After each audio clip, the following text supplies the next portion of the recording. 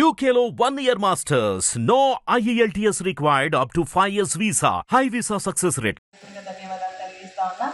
ఈరోజు CM relief ఫండ్కి సంబంధించినటువంటి చెక్కుల పంపిణీ కార్యక్రమానికి మనం ఇక్కడికి రావడం జరిగింది. మరి ఇప్పుడు మాట్లాడినట్టుగా చాలా రోజులు అవుతుంది, దాదాపు ఈ ప్రభుత్వం వచ్చి 8 నెలలు అవుతుంటే మరి మొన్న మాత్రం కొన్ని చెక్స్ ఇవ్వడం జరిగింది. మన నియోజకవర్గానికి మనం ఇచ్చినటువంటి వేరే జిల్లాలకు సంబంధించినటువంటి దాదాపు 494 చెక్కులు మరి 1,31 లక్ష రూపాయలకు సంబంధించినటువంటి చెక్కులు రావడం జరిగింది.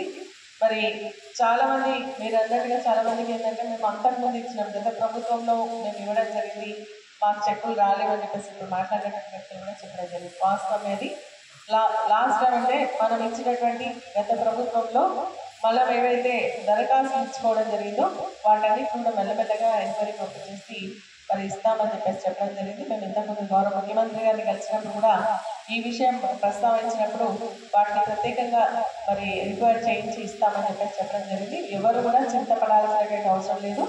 ఇప్పుడు కొన్ని చెక్స్ రావడం జరిగింది, ఇంకా కూడా రావాల్సినటువంటి చాలా చెక్స్ ఇంకా పెండింగ్ ఉన్నాయి.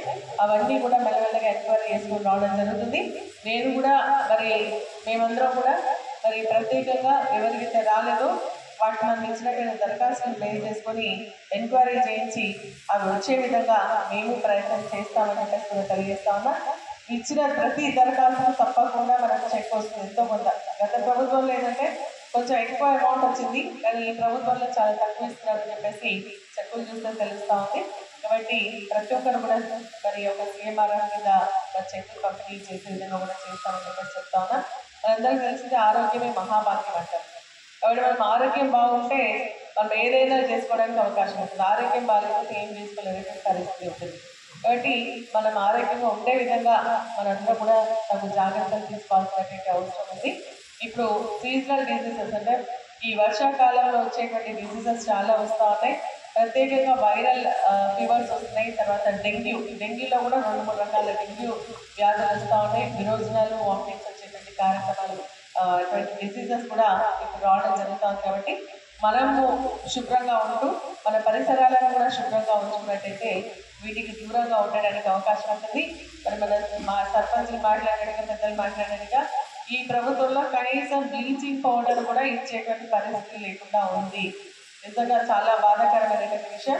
మొన్ననే స్వచ్ఛదనం పచ్చదనం అనే కార్యక్రమం నిర్వహించడం జరిగింది, కానీ ఏ గ్రామాల్లో కూడా కనీసం తగిన మట్టి పోసినటువంటి సందర్భంలో ఒక బ్లీచింగ్ పౌడర్ వేసినటువంటి సందర్భం కూడా లేదు. నేను డిపిఓతో మాట్లాడి అక్కడక్కడ కొన్ని గ్రామాలకు పంపించడం జరిగింది. ఇప్పుడు మీరు చెప్తా ఉన్నారు కాబట్టి మళ్ళీ డిపిఓ గారితో మాట్లాడి అన్ని గ్రామాలకు సంబంధించి కనీసం బ్లీచింగ్ పౌడర్, అదేవిధంగా ఫాగ్, మనకు ఏదైతే దోమల పోవడానికి ఫాగ్, ఈ ప్రభుత్వం ఇంకా 250 కోట్ల రూపాయలు ఇవ్వాలి దానికి వాటాదనం. కానీ ఆ వాటాదనం ఇవ్వకపోగా ఈ 800 కోట్ల రూపాయలు కూడా డైవర్ట్ చేయడం వల్ల మీకు బిల్స్ రావట్లేదు.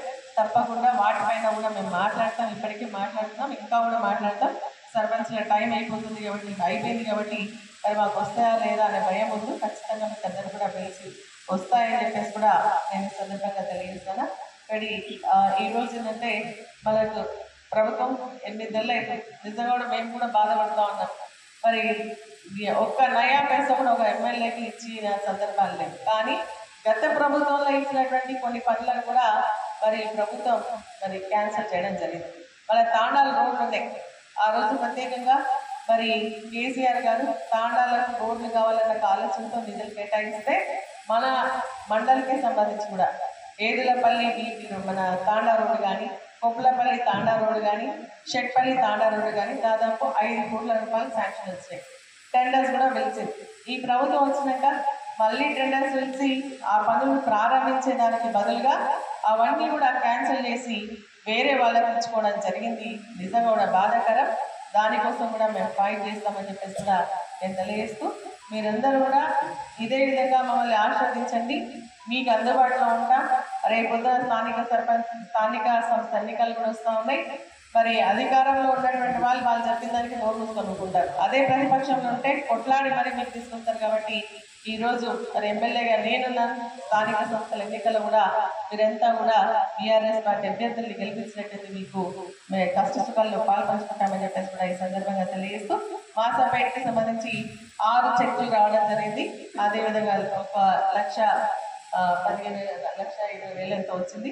అదేవిధంగా మన ఎల్దుర్తి మండలానికి 41 చెక్కులు 12 లక్షల రూపాయల వరకు కూడా రావడం జరిగింది. వాటన్నిటిని కూడా పంపిణీ చేస్తాం.